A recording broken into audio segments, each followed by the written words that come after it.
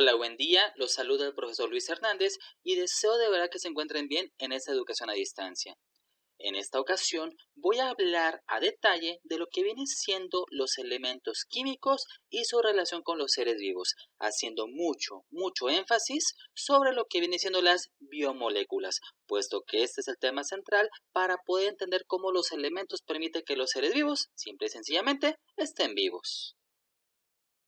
Para poder hablar de los elementos químicos en relación a los seres vivos, primero vamos analizando esta tabla. Del lado izquierdo en la primera columna tenemos un listado de diferentes elementos. Al centro tenemos en porcentaje un aproximado de cuánto tiene de cada uno de esos elementos el cuerpo humano. Y como verás, el oxígeno es el más abundante, seguido por el carbono y después el hidrógeno. Del lado derecho, la tercera columna nos está mencionando lo que es el porcentaje de esos elementos en la corteza terrestre. Y como estarás notando, el oxígeno sigue siendo el que más prevalece. Tomando en cuenta esos porcentajes de presencia de elementos antes mencionados, vamos a clasificarlos en tres diferentes categorías. Primero, los elementos primarios. Ojo, estoy hablando de los seres vivos. Y tenemos que de los elementos primarios son tan abundantes que pueden ser hasta de más del 95% de la materia viva. Forman biomoléculas y los principales serían oxígeno, carbono, hidrógeno, nitrógeno, fósforo y azufre. Pasemos ahora a los secundarios. Estos representan un aproximado del 3.3% de la materia viva en un ser vivo. Y el detalle es aquí que son extremadamente importantes para que este organismo vivo cumpla con sus funciones biológicas, fisiológicas o simple y sencillamente pueda estar vivo. Como dato curioso, en un medio acuoso pueden formar iones. Y tenemos al sodio, al potasio, calcio, magnesio y cloro que lo reconocerás o enlazarás como electrolitos. Por último, tenemos a lo que llamamos elementos traza. Estos oligoelementos, oligo porque es en muy pequeñas cantidades, están presentes en menos del 0.1% de la materia viva de un ser vivo. Y a pesar de que sean tan pequeñas cantidades, son extremadamente indispensables para el desarrollo del mismo. Generalmente están como iones y entre ellos podremos mencionar, entre muchos más, al manganeso, al hierro, al cobalto, al cobre, al zinc, entre muchos otros. A continuación les voy a platicar de una forma muy detallada lo que serían aquellos elementos primarios. Y bueno, me voy a enfocar en ellos porque representan más del 95% de lo que sería la estructura de un ser vivo. Y aquí vamos a usar un término más correcto, más propio, que sería biomoléculas. Puesto que estas biomoléculas se pueden clasificar, o bueno, son de diferentes tipos, donde estaríamos hablando con detalle de los hidratos de carbono, de los lípidos o también llamados grasas, de lo que serían las proteínas y por último de los ácidos nucleicos, donde está el ADN y el ARN. Comencemos con lo que son los hidratos de carbono. Ojo, tienen diferentes nombres, depende de dónde te encuentres tú o cuál referencia de consulta estés checando. Un nombre muy común es carbohidratos, otro sería azúcares y por último glúcidos. A fin de cuentas, son sinónimos. Entre la información más relevante de esos carbohidratos o hidratos de carbono está el hecho de decir que están compuestos por carbono, hidrógeno y oxígeno. Asimismo, son los más abundantes en la naturaleza. Y una última característica es que pueden formar cadenas lineales o también estructuras en anillo. Por ejemplo, tenemos esta estructura de anillo que sería la molécula de la glucosa. Así como también aquí al lado tenemos la molécula de la fructosa, dos azúcares muy comunes y están en forma de anillo. Pero también podríamos tenerlos de manera lineal. Observa, ahí está la glucosa, ahí tenemos la galactosa, otro azúcar u otro carbohidrato, como quieras decirlo lo mismo. Y tendríamos aquí la fructosa, como verás, puede ser también de manera lineal. Las funciones de los hidratos de carbono voy a separarlas en 4 clasificaciones, por decirlo de una manera. La primera es estructural, la segunda sería energética, la tercera estamos hablando de palatabilidad. La última sería regulatoria. Veamos a qué me refiero en cada una de ellas. Por ejemplo, en el caso de lo que es la función estructural, estamos hablando de que forma parte de la celulosa. Exactamente esa madera que ves ahí, igual que el pasto o las hojitas o los pequeños tallos que ves en el pastito verde del lado derecho, también está hecho de celulosa y muchas cosas más.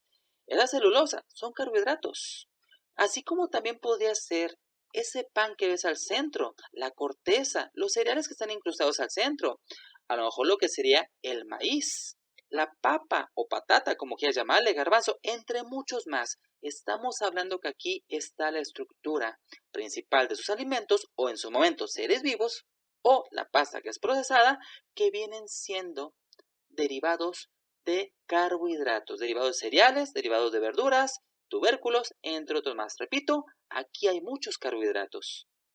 Así, de la misma manera, podríamos tener esta otra imagen donde ahora tenemos frutos secos, tenemos miel, tenemos algunas frutas como lo que es el plátano, banana, como le llames en tu país. Simple y sencillamente aquí tenemos hidratos de carbono o azúcares o glúcidos, como quieras llamarles. Compartiéndote una de las moléculas de lo que será la celulosa, tendríamos este ejemplo, donde estamos hablando que dos moléculas de glucosa, o sea, dos diferentes moléculas, se unen y van a dar en su momento, ya con una cadena larga, a lo que llamaríamos la celulosa. En pocas palabras, azúcares o carbohidratos son esos que están formando la estructura de la madera. Claro, todos hemos probado alguna vez algo relacionado con ello y no nos sabe dulce, pero bueno, no necesariamente los carbohidratos o azúcares tienen que ser dulces. ¿Y cómo es posible que esos hidratos de carbono o azúcares puedan dar lugar a estructuras? Bueno, fíjate bien. Tenemos aquí una imagen que nos hace alusión a lo que sería la fotosíntesis. Estamos hablando de los rayos del sol, llegan directamente a la planta y ahí hay algunas flechitas que nos están explicando algo. Veamos qué es. Tenemos ya bien descrito lo que es el ciclo de Calvin, ese ciclo metabólico de las plantas donde reciben agua, reciben dióxido de carbono y por varios mecanismos bioquímicos, gracias a la luz solar, vamos a obtener lo que viene siendo azúcar o carbohidratos, pero al mismo tiempo energía para que la planta pueda seguir viviendo. Veamos otro ángulo. Las plantas y otros organismos fotosintetizadores tienen dentro de sus células un organelo, o sea, un pequeño aparatito sistema que se llama cloroplastos. Ahí está la clorofila. De ahí deriva, por así decirlo, el color verde también de las plantas. Pero bueno, estos pequeños organelos son los encargados de llevar a cabo la fotosíntesis. ¿Y realmente entonces qué es?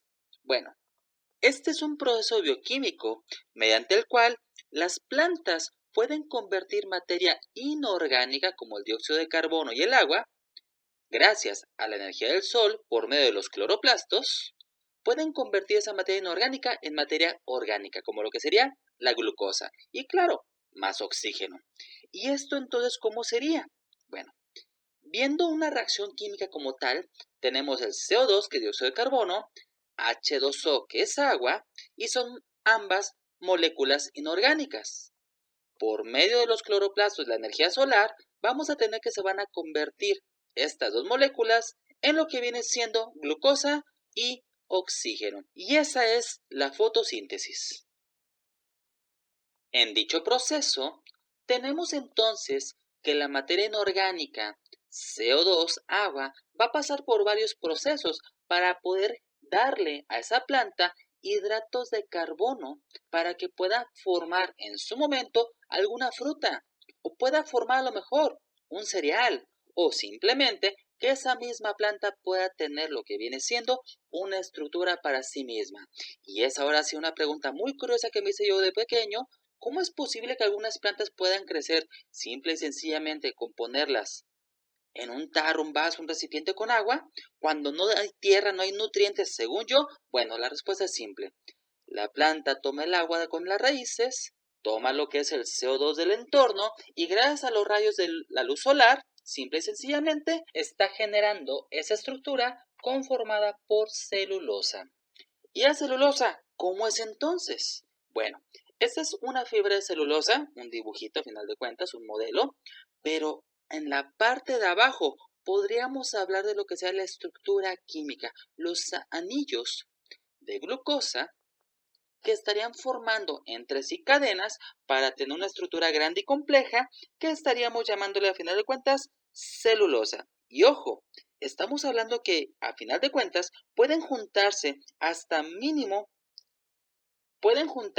mínimo 1500 anillos de glucosa para poder dar esa estructura a las paredes celulares de los organismos vivos. Y puede ser una plantita, así como también puede ser un árbol gigante.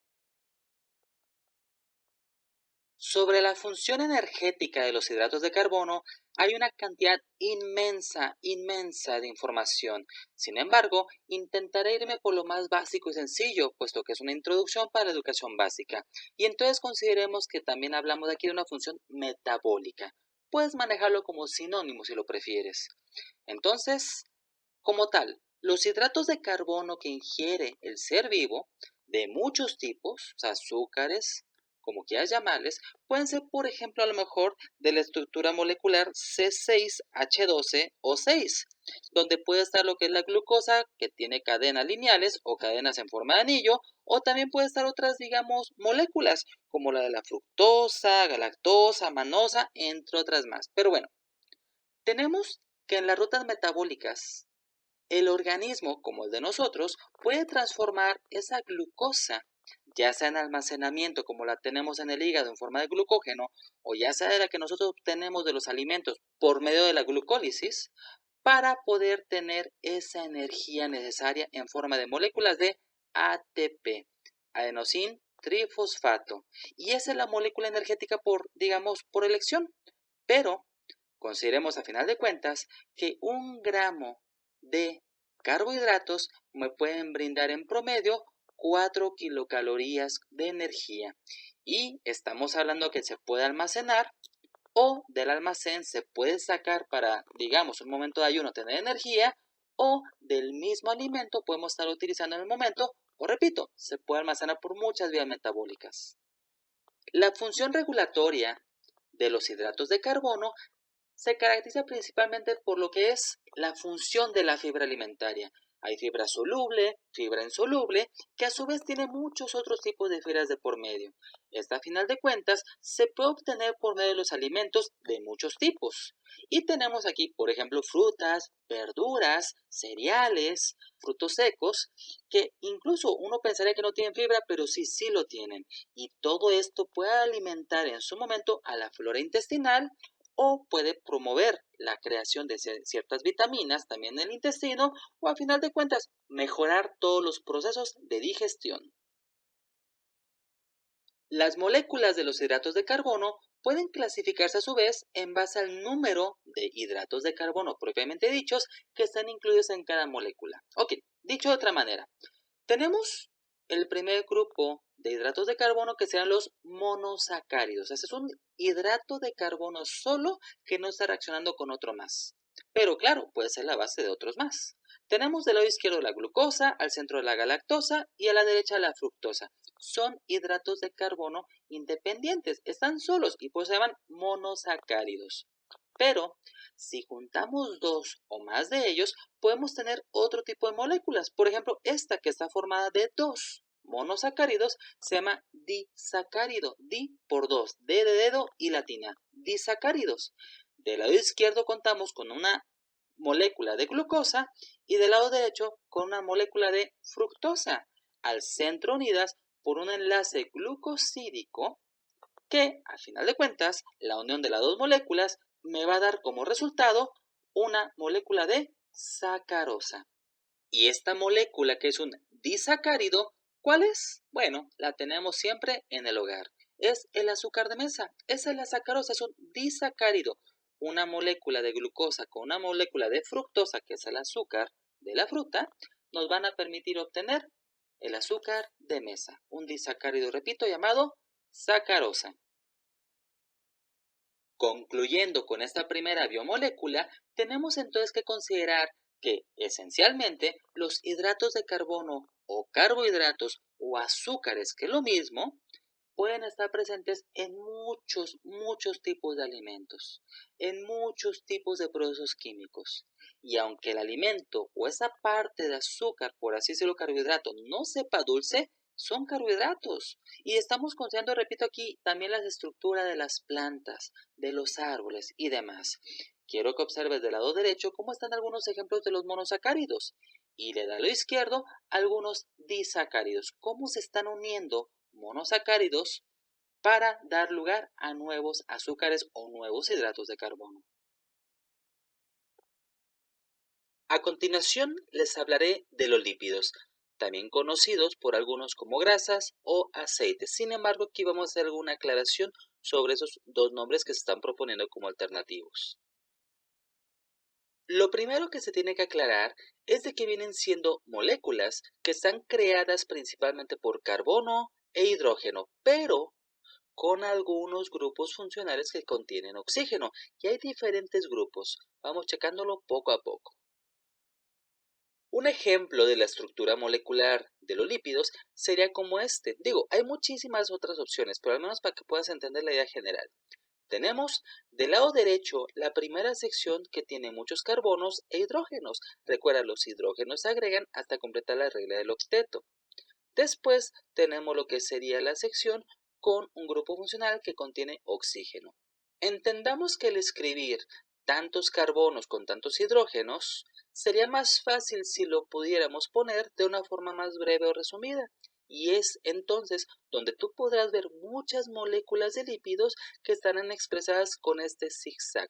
Tendrás que entender tú que cada uno de los picos, por así llamarlo, cada una de las esquinas de ese zigzag representaría un carbono con sus hidrógenos correspondientes. Eso sí, sin olvidar que cada una de las secciones estarán presentes ahí. Una parte de carbonos e hidrógenos y otra parte de algún grupo funcional con oxígeno.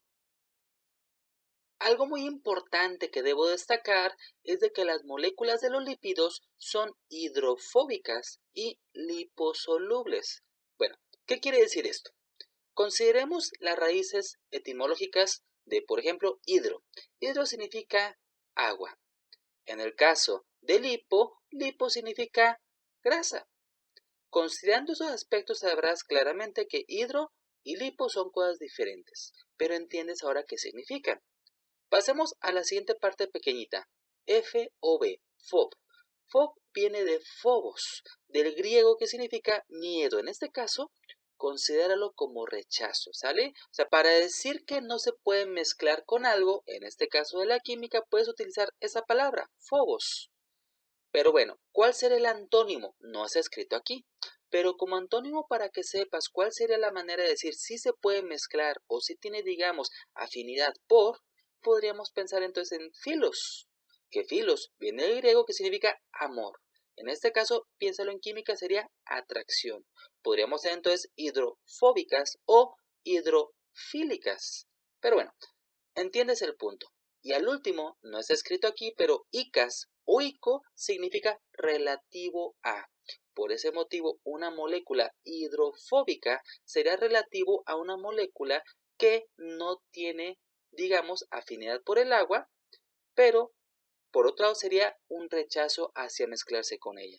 A final de cuentas, puedes tener una molécula, una característica donde va a ser soluble en solventes orgánicos como acetona, alcohol cloroformo o incluso hay algunas moléculas anfipáticas que son las que tienen tanto propiedades liposolubles como también tienen una pequeña sección que son hidrofílicas o hidrosolubles. El grupo de los lípidos presenta mucha heterogenicidad. ¿Qué significa? Que hay muchísimas variantes de ellos. Para poder clasificarlos, podríamos pensar mejor en algunos aspectos como lo que sería su estado de agregación. A lo mejor también podríamos considerar su estructura general, porque hay una parte primordial de cada uno de los tipos para poder clasificar los diferentes. O a lo mejor el número de enlaces dobles o sencillos que puedan tener, o sea, tipos de enlaces. También podremos considerar su funcionalidad. O por último, también podríamos pensar en su capacidad de ser saponificables.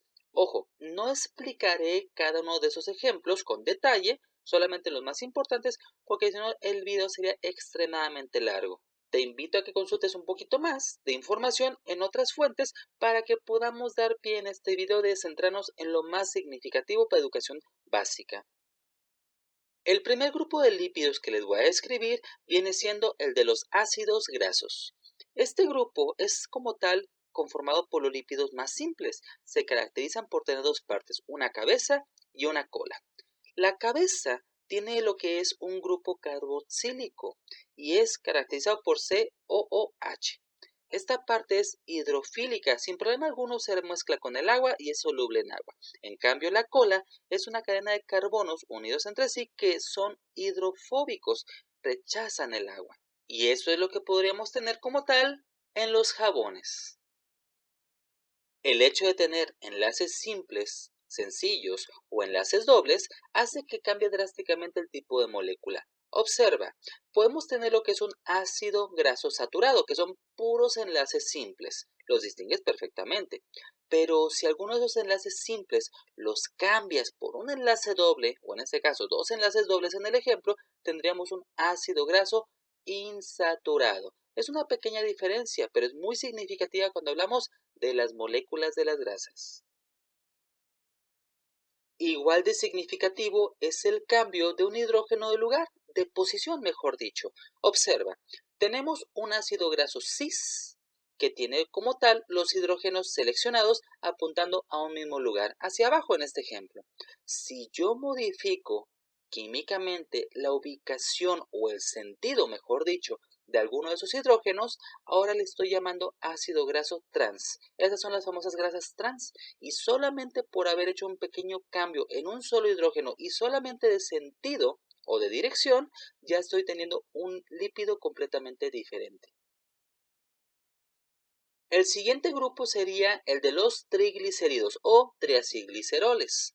Este grupo se caracteriza por tener una parte que se llama glicerol unida a lo que sería no uno ni dos, sino tres ácidos grasos. Y esos triglicéridos, digamos que es la forma más común de tener grasas y aceites, por así decirlo, porque todos están compuestos por triglicéridos, tanto lo que viene siendo la grasita de la pancita, como aquella grasita que tendría lo que sería ese filete que te vas a comer.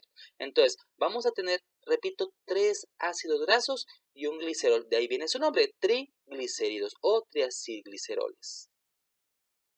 Ojo, lo que viene siendo los triglicéridos no tienen que ser a fuerza los mismos, pueden ser diferentes y es lo que haría gran variedad de los triglicéridos. Pero observa, tenemos ahí tres triglicéridos con un glicerol. Si lo pusiéramos con todos los hidrógenos detallados, sería algo como esto. Y estamos hablando que es muy complejo, por ese motivo poner ese zigzag es muy práctico y te invito a que lo empieces a utilizar. Y en un ejemplo de molécula real, por decirlo de una forma, sería más o menos de esta manera, porque tenemos tres dimensiones. Al centro, en este ejemplo, tendríamos el glicerol y a los lados tendríamos lo que son los ácidos grasos. Tres ácidos grasos con un glicerol, repito, se llamaría triglicérido.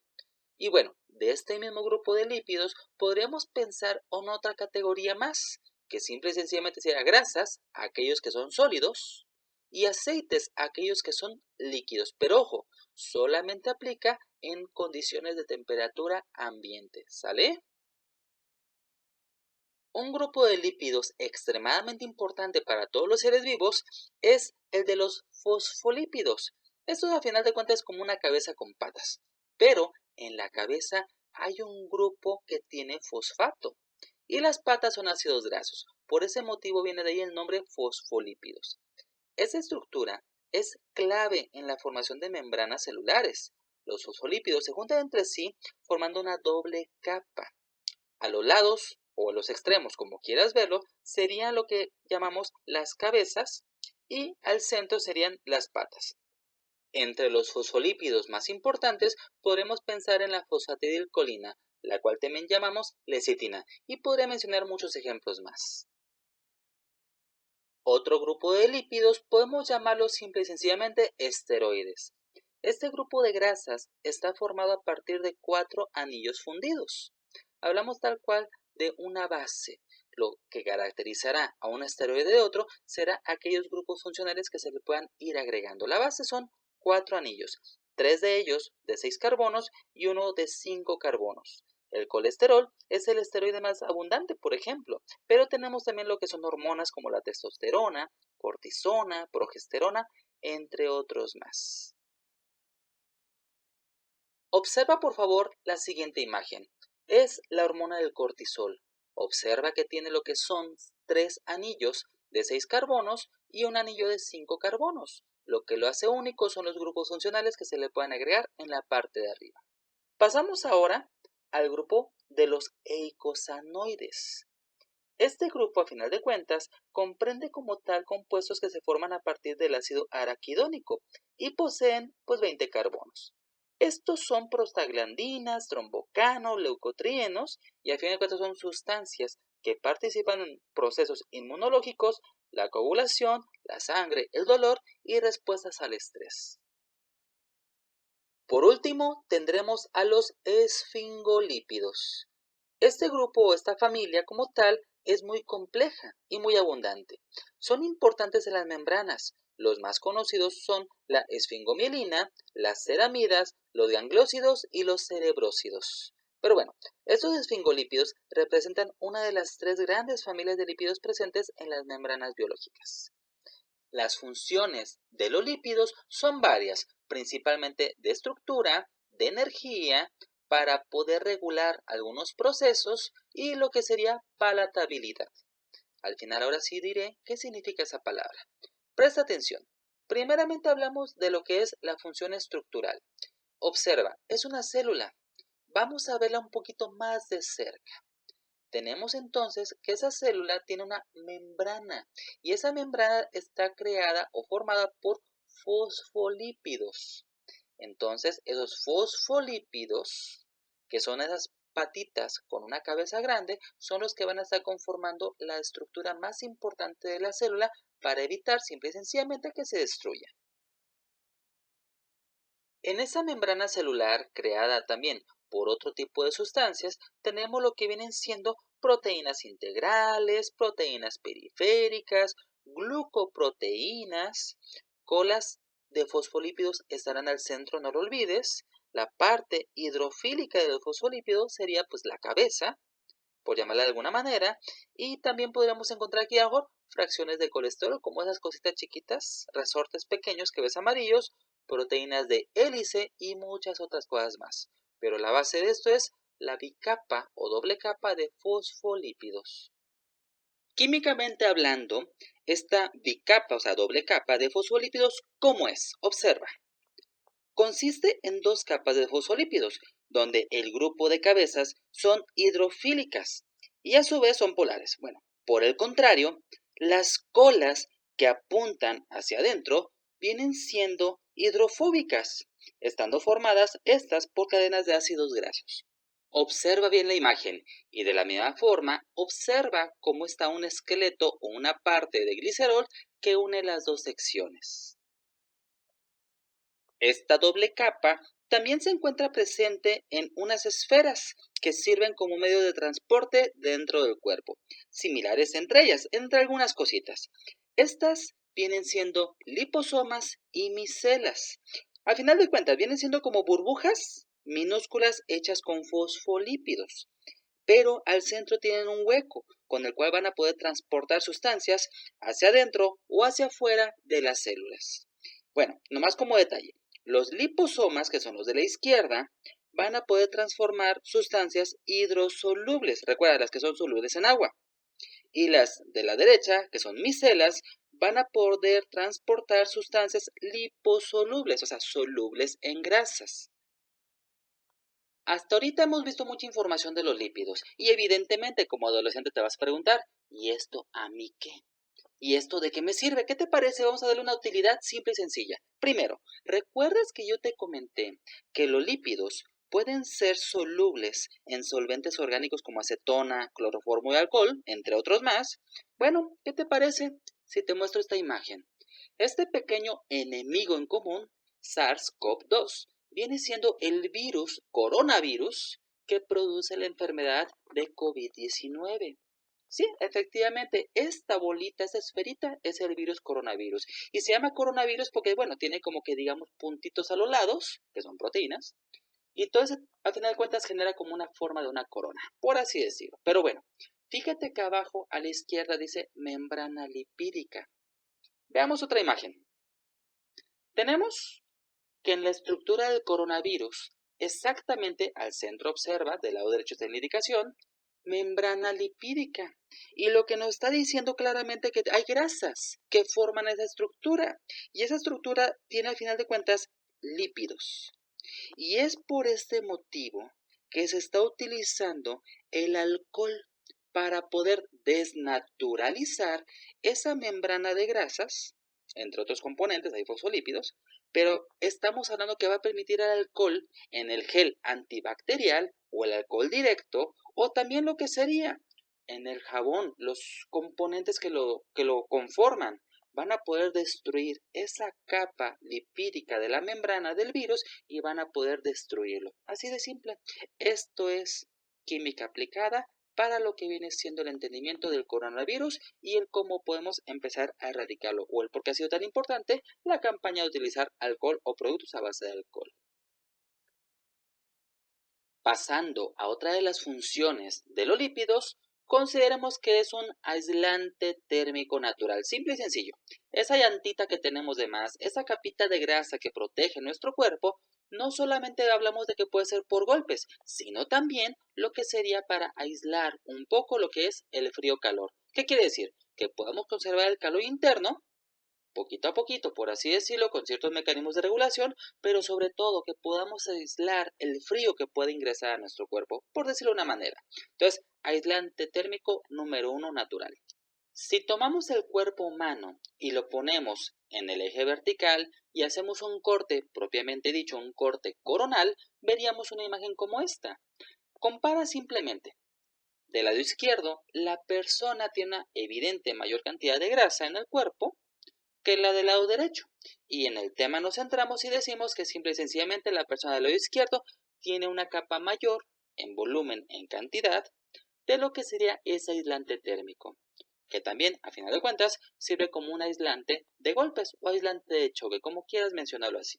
Otra función de los lípidos en los seres vivos viene siendo como aislante eléctrico. Sí, lo acabas de escuchar bien, aislante de electricidad. ¿En dónde?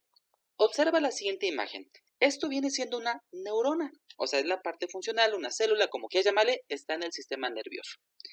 Pero estamos hablando de una forma sencilla, de que la neurona, en general, porque tiene muchas partes, en general, tiene algo que es la dendrita, o el cuerpo también de lo que sería la neurona. Tiene lo que viene siendo un axón con sus diferentes partes individuales. Y en la dendrita está el núcleo de lo que sería la célula. En el camino hacia lo que viene siendo el axón terminal, tendríamos unos segmentos, los cuales vamos a llamar nodos de Rambier. Y entonces los segmentos van a tener también por su cuenta lo que serán las células de Schwann. Pero en esa capa, donde estamos hablando del nodo de Rambier y las células de Schwann, existen unas cositas amarillas, obsérvalas. Ese es el aislante eléctrico, esa es la capa de mielina que protege de una otra manera que el axón no haga cortocircuito, por decirlo de una manera, con otra neurona. Y es aquí donde la capa de mielina, que está hecha en gran parte por lo que son grasas, protege como si fuese ese plástico que protege los cables eléctricos que evitan el cortocircuito. Si en su momento llegara a faltar o existiera algún desequilibrio en esta capa de mielina, bueno, es donde posiblemente la persona podría tener ese tipo de cortocircuito, por decirlo de una forma burda, que a final de cuentas podría desembocar en una convulsión si fuese, por ejemplo, una neurona del cerebro, o si fuese una neurona del sistema digestivo, a lo mejor la persona podría tener un desequilibrio intestinal con diarreas. Un ejemplo de muchos que puedo poner. Ya vimos que en algunos seres vivos las grasas entonces son aislantes, son protectores, etc. Pero, ¿qué pasaría, por ejemplo, con las plantas? Sí, efectivamente, con las hojas. Si yo te dijera que tienen grasas, ¿me creerías? Pues para tu información, sí tienen grasa y una capa protectora de grasa por fuera. Al final de cuentas, tienen una capa de cera y cutina, y la cutina viene siendo una molécula hecha de triglicéridos. Es por ese motivo que las hojas de muchas plantas después de la lluvia, pues tienen esas gotas de agua arriba porque no se pueden absorber tan fácilmente y a fin de cuentas resbalan por la hoja gracias a las grasas.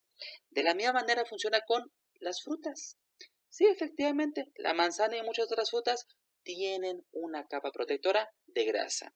Incluso se volvió un video viral en YouTube de un señor que estaba quitándole la capa de grasa y diciendo que pues no estaban contaminados. No, la cera que presentan muchísimas frutas como la manzana es una cera natural.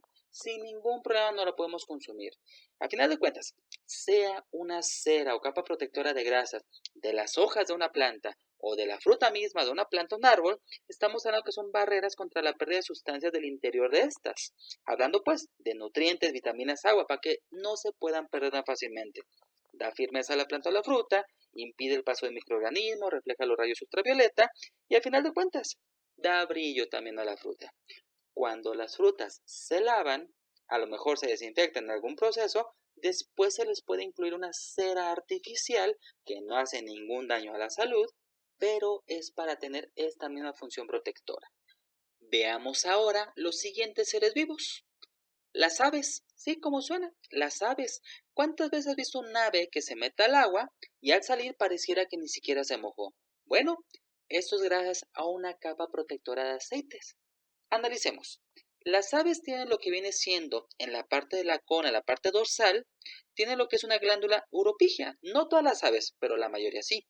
Y esa glándula secreta un aceite compuesto de lo que es vitamina D, ácidos grasos, ceras, y el ave por ese motivo constantemente está acicalándose. Pasa lo que es su pico por esa glándula, por así decirlo de una forma, por la parte de la colita, en la parte dorsal que es la de arriba, y de esa manera va a empezar a distribuir esos aceites, esas grasas, por todo su plumaje, por todo su cuerpo. Y este le va a proteger de los rayos ultravioleta, de lo que es la humedad, etc. Pero bueno, a final de cuentas, lo que es el emú, avestruz y otras aves no tienen lo que es esta glándula, pero las otras aves sí la tienen, la mayoría de ellas, y hasta incluso les va a permitir flotar. Tal como suena, la grasa flota, y es por ese motivo que muchas aves pueden flotar. Incluso, a modo de curiosidad, busca una gallina nadando en una alberca. Hay videos divertidos en YouTube. Pero bueno, pasemos al siguiente. Siguiente ser vivo, que realmente no se mueve, pero es un ser vivo. Ahí está un embrión. Y efectivamente hablamos del huevo. En el caso del huevo, tiene una capa que lo protege llamada cutícula, para que el ser vivo que esté dentro después de ser embrión, ya que esté grande, por así decirlo, maduro y desarrollado, pues ya pueda eclosionar y salir. Pero bueno, a final de cuentas, el huevo tiene una capa protectora en la parte de afuera que se llama cutícula. Y esa cutícula, que a final de cuentas es invisible al ojo humano, tenemos que tiene una estructura que tiene grasas. Y es por ese motivo que no se recomienda lavar el huevo hasta antes de usarlo. O sea, si lo vas a usar el huevo y estás un poquito sucio, es válido que con una servilleta o un paño húmedo puedas quitarle lo que pueda hacer de afuera. Tan tan. Si en su momento lo quieres lavar, tenlo por seguro. Esa capa, esa cutícula que tiene grasa, se la estás quitando. Y por ese motivo observa las imágenes de la derecha. Se hacen cráteres porque lo que es la cáscara o cascarón del huevo es poroso. Y esa capa protectora que tiene lípidos evita que entren bacterias como la salmonela. Evita que el huevo, o en este caso el embrión más propiamente dicho, pierda líquidos, pierda nutrientes. Y entonces, repito, si tú vas a utilizar un huevo, lávalo si es que quieres, exactamente segundos antes de utilizarlo. Pero si mejor aún solamente usas un paño húmedo y sutilmente le quitas la suciedad que pudiera tener por fuera, excelente. ¿Sale? Llegando a otra de las funciones de los lípidos, tenemos la función energética. No entraré en detalles, hay muchísimo metabolismo que explicar. A final de cuentas, 1 gramo de lípidos que se consuman nos pueden aportar 9 kilocalorías. ¿Sale? Después, otra de las funciones muy importante es la reguladora. ¿Sí? Nos va a permitir regular muchísimas funciones del cuerpo. ¿Por medio de qué? Bueno, hormonas. A final de cuentas, las hormonas en mayoría están hechas a partir de lípidos. Y una hormona que viene siendo esa sustancia o ese mensajero químico que va a servir como comunicador entre las células. Así de simple. Va a decir qué hacer, qué no hacer. Va a decir cuándo hacerlo, cómo hacerlo, en qué intensidad, en qué duración. Tenemos, por ejemplo, la vitamina A. Es, a final de cuentas, considerada también como una hormona, por así decirlo. Y esa vitamina A tiene una estructura donde hay lípidos de por medio. Tenemos como ejemplo también lo que sería la vitamina E, otra sustancia que para muchos profesionales de la salud, por supuesto que es una hormona, por el tipo de estructura que tiene. Y, al final de cuentas, la función que hace en el cuerpo. Otra hormona muy conocida, la testosterona, una hormona masculina. Pero bueno, tenemos entonces que las hormonas en mayoría están hechas a partir de grasas. Y es por ese motivo que la función reguladora también se le incluye a los lípidos.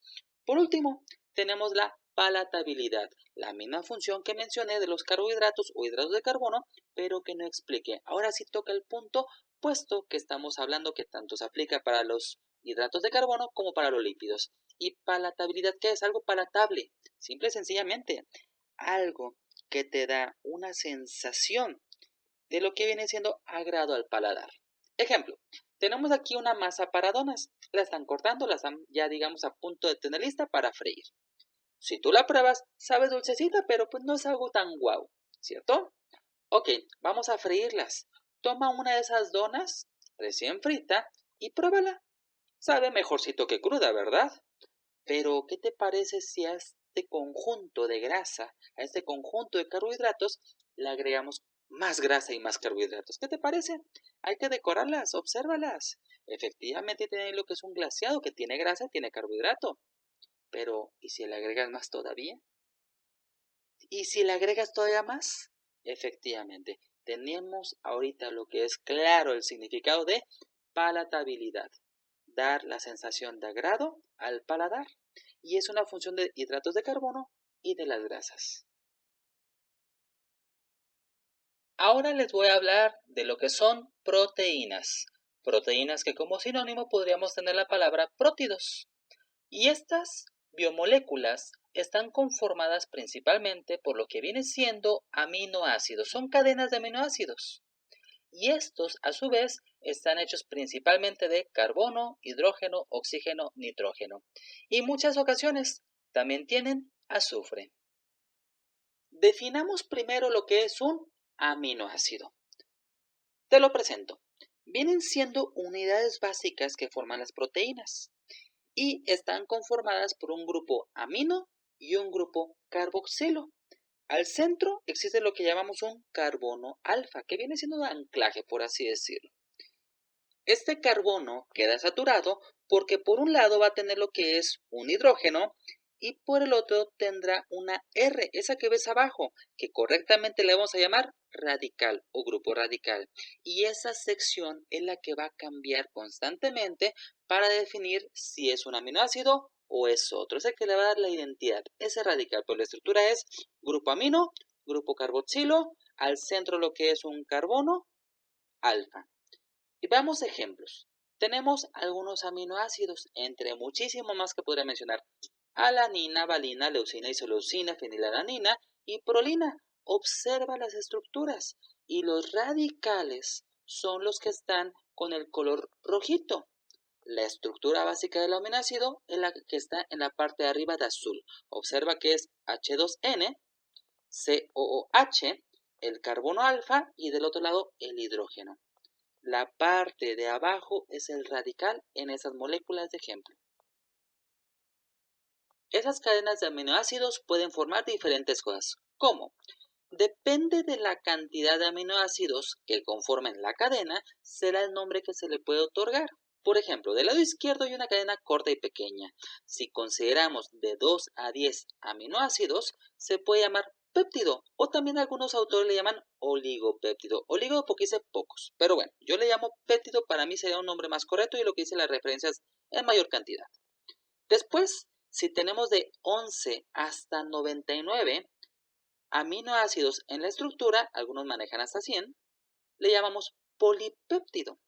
Y Si tenemos 100 o más, vamos a por fin llamarles proteínas. Entonces, una estructura conformada por 100 o más aminoácidos, propiamente dicho, ahora sí sería una proteína. Y existen cadenas de proteínas de hasta más de 10.000 aminoácidos. Pero bueno, algunas de ellas son artificiales. Sigamos. En cantidad, las funciones de las proteínas son más. Pero vamos a hacer un listado de una forma simple y sencilla. Si pusiste atención en lo que fue las funciones de los hidratos de carbono y de los lípidos, esta parte será muy sencilla y práctica. Tenemos lo que son entre las funciones la estructural, la función enzimática, la función reguladora, la función energética, también la defensiva y por último mencionaré la de transporte. Hay algunas funciones que podrán agregarse, pero aquí vamos a incluirlas como unas en conjunto, ¿sale? Veamos la primera. La función estructural hace referencia, propiamente dicho, pues a formar estructuras, pero ¿de qué? ¿Cómo? ¿Cuáles? Bueno, ejemplos te puedo mencionar muchos. Vamos a hablar del colágeno, por ejemplo, de los músculos, de lo que sería la queratina. Y también, pues existe la elastina y muchísimas otras más. Solamente voy a profundizar en alguna de ellas. Por ejemplo, tenemos aquí lo que viene siendo la molécula del colágeno. Tiene oxígeno, carbono, nitrógeno, aminoácidos, hidrógeno. Ok, esta es la estructura, está bonita, pero ¿y eso qué? Bueno, es tan importante este colágeno que hay varios tipos. Y esos tipos van a formar las estructuras por medio de esa estructura de triple hélice del colágeno en diferentes tejidos de diferente manera con diferente dureza y resistencia. Ejemplo, el hueso tiene 90% en su momento de lo que sería ese colágeno. Tendones del 80 al 90. También lo que sería la piel de 50 a 70. Cartílago de la misma cantidad. Las arterias también tienen colágeno. Los pulmones ni se diga. El hígado. Y podríamos mencionar más órganos, pero con eso te das una idea de lo importante que es el colágeno. Y es una triple hélice de las cadenas que te mostré en la imagen anterior. En el caso de los músculos tenemos una estructura muy compleja, pero vamos a ver solamente una cuestión simple y sencilla, que es referente al tema. Hay fibras musculares, hay miofibrillas y muchas cosas más, sí, pero hay fibras musculares hechas principalmente por troponina, actina, miosina y tropomiosina, que son las proteínas que van a formar esas fibras más pequeñas de lo que será una fibra muscular muy grande, por decirlo de una forma, ¿sale? Como últimos ejemplos de la función estructural de las proteínas, te presento lo siguiente. Son cantidades de proteínas en porcentajes de algunos alimentos que podemos tener los seres humanos. Y hablamos tal cual proteínas de origen animal o también proteínas de origen de insectos. ¿Sí? Como suena. Los insectos que ves en la parte de abajo tienen lo que viene siendo un conjunto de proteínas que se llama esclerotina y están en la capa más externa de su cuerpo, o su esqueleto, como quieras llamarle, que viene siendo la cutícula. Y entonces, como observarás, las proteínas son las que están dando la mayor cantidad de estructura a lo que son los insectos. Y si comparamos los alimentos de arriba con los de abajo, creo que es obvio el por qué los insectos pueden ser una mejor fuente de proteínas para el consumo humano que los animales de arriba. Ni se diga lo que vienen siendo amigables del ambiente y mucho más económicos en su producción. Pero bueno, a final de cuentas, lo único que puedo decir es, los saltamontes y las larvas saben muy ricas. Otra de las funciones químicas de las proteínas es la enzimática. Pero bueno, para poder comprenderla bien, primero debemos definir qué es una enzima. Enzima o catalizador, en este caso usémoslo como sinónimo. Lo más correcto es enzima. Y estamos hablando que es una sustancia que permite que una reacción química pueda llevarse a cabo. Ojo, en determinadas circunstancias o condiciones. Veamos. Existen enzimas específicas para sustratos específicos. Veamos esta imagen. Un sustrato es la sustancia que puede estar en algún momento dado con alguna enzima y tener alguna reacción química. La enzima tiene una estructura o un sitio de anclaje donde puede, digamos, incrustarse temporalmente ese sustrato. es el que llamamos sitio activo. Entonces, el sustrato va a entrar en ese sitio activo, la enzima va a producir o permitir una reacción química y en este ejemplo, cuando ya tenemos lo que viene siendo el complejo enzima-sustrato, vamos a tener dos productos diferentes porque la enzima permitió una reacción química donde un compuesto fue separado en dos partes que lo componían. Y esto fue una reacción de ruptura de enlaces producida por una enzima. Entonces, vamos a verlo al revés. Tenemos una enzima que va a recibir a dos sustratos diferentes. Cuando se forma el complejo enzima-sustratos, vamos a tener una nueva reacción química que dará origen a un nuevo compuesto.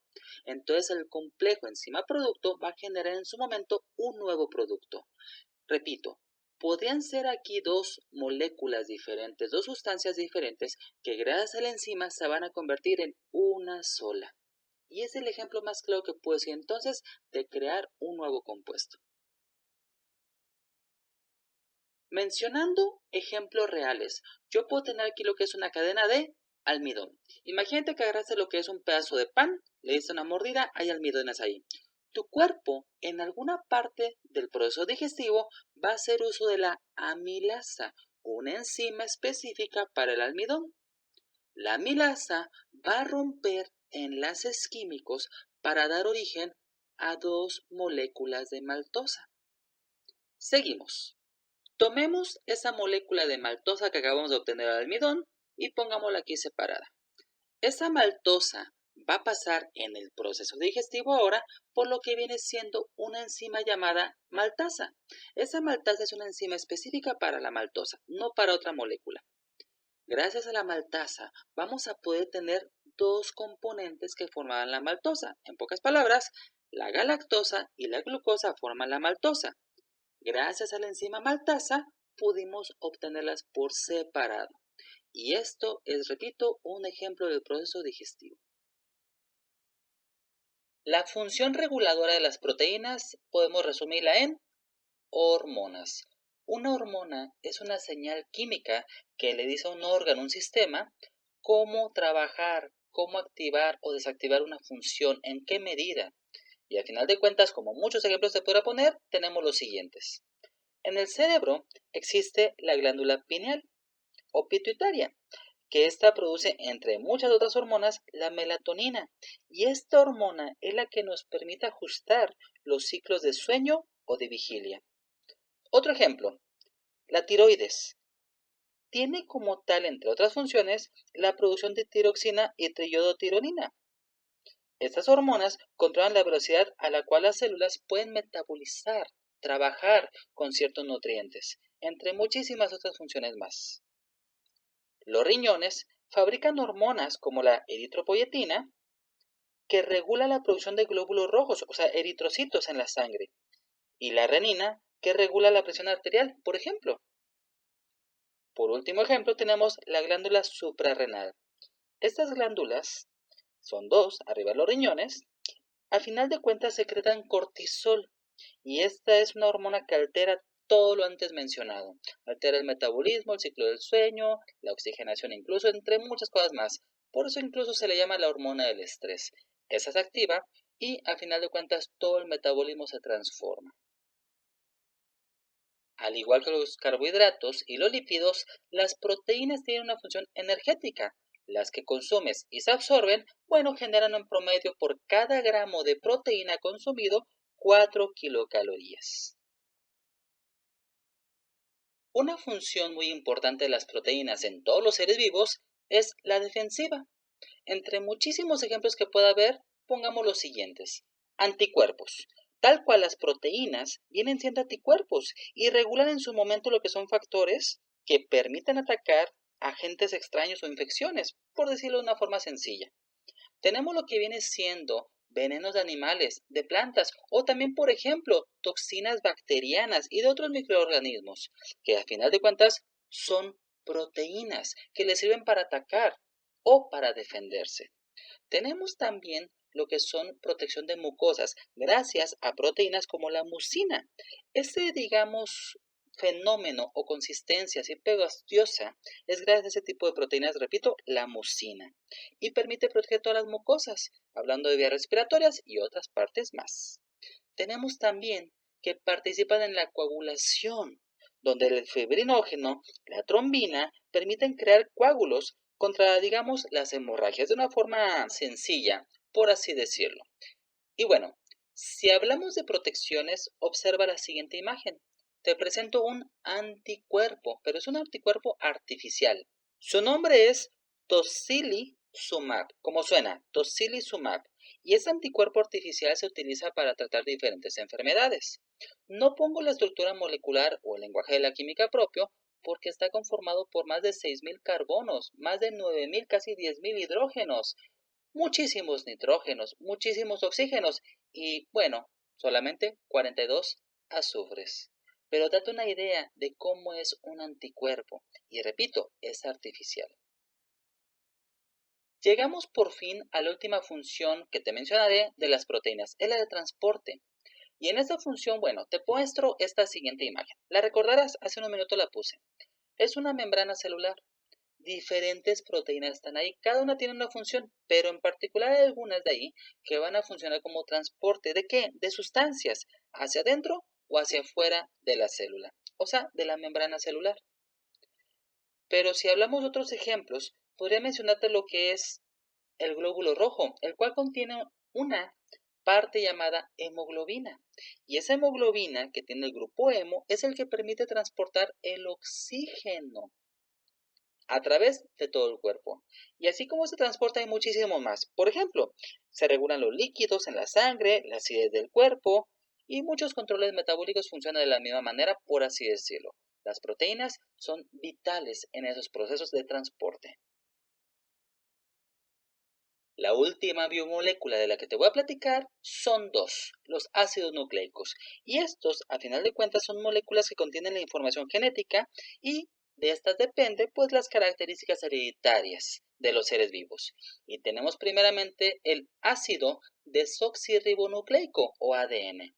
Y en segundo tenemos al ácido ribonucleico o ARN, los cuales tienen muchas similitudes, pero entenderemos poco a poquito en qué se diferencian y la importancia de ellos. Lo primero a considerar es que estos nucleótidos de ADN están formados por fosfato, un grupo de azúcar y una base nitrogenada. ¿Y las bases nitrogenadas cómo son? Bueno, se dividen de dos maneras. Una es de un solo anillo, otra es de dos. Hablamos de las pirimidinas y de las purinas. Y las pirimidinas son la citosina y la timina. Las purinas es la guanina y la adenina. Observa lo que viene siendo la C, la T, la G y la A. Es la forma en cómo se puede abreviar. Y cuando veamos lo que es el ADN o el ARN, entenderás esas letras. La cadena de ADN, más famosa en los libros de texto, es como se muestra del lado izquierdo. Y quiero que observe las estructuras, cómo se van conformando. Una base nitrogenada se une a otra mediante puentes de hidrógeno o enlaces de hidrógeno. De la misma manera, se van uniendo para poder dar lugar a una doble hélice si fuera el ADN. Observa los colores, solo son simbólicos, no quiere decir que sean así de este color. Y al final de cuentas, esa estructura del ADN contiene toda la información genética de un ser vivo. Es como el manual de instrucciones para su anatomía, su funcionamiento y sus rasgos individuales. Hasta incluso una peca, un lunar, ahí puede estar escrito en el código genético. Y bueno, estamos hablando que son bases nitrogenadas las que están conformando estas cadenas de ARN o de ADN, que será la doble hélice. Y observa, ambas tienen lo que es citosina, guanina, adenina, y la única diferencia es que el ADN tiene timina y el ARN tiene uracilo. Y al final de cuentas, esas pequeñas diferencias permiten una transcripción, una, digamos, forma de entender el código genético muy específica. Estas bases se repiten y se acomodan de múltiples maneras, divididas por segmentos, cada una de ellas con diferentes tamaños llamados genes. Hay un, digamos, indicador para decir aquí inicia un gen y hay un indicador para decir aquí termina un gen. Y genes hay cientos de miles en cada uno de los seres vivos. Al fin de cuentas, permite que ese ser vivo tenga ciertas características, tanto funcionales como físicas. Una forma de explicar muy breve y en cierta parte muy inconclusa de cómo funciona el ADN y el ARN, en qué momento se genera, sería la siguiente. Repito, es una forma muy resumida de cómo podría explicarse. Tenemos lo que es la doble hélice del ADN. Ahí se almacena toda la información genética de un ser vivo. En una parte de la historia va a existir lo que es la transcripción. Y aquí ese doble hélice se va a desdoblar y se va a generar una nueva cadena. Pero bueno, hasta ahorita solamente estamos hablando de el ADN. Cuando llegamos al siguiente paso, donde ya se forma una nueva cadena, hablamos de la traducción.